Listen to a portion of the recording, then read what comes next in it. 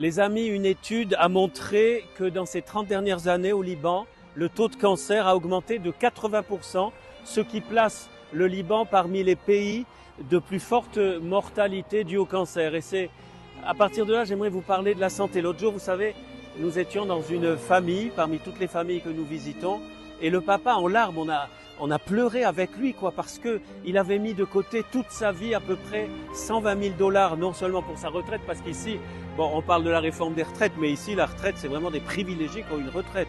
Et il avait toutes ses économies, et pour ses enfants, ce qu'il voulait léguer à ses enfants, il pleurait surtout parce qu'il avait tout perdu, il n'avait rien à donner à ses enfants à cause du krach bancaire de 2019 que beaucoup ne connaissent pas. C'est-à-dire que toutes ces économies ont fondu de 120 000 $ à 1600 $, quasiment, il n'a plus rien. Et c'est une injustice terrible, et l'injustice fait mal, et l'injustice rend malade. Je ne dis pas que forcément directement ça donne des cancers, mais n'empêche que ça peut, et ça rend malade. Aussi, j'aimerais vous sensibiliser encore et encore à cette aide que vous pouvez donner.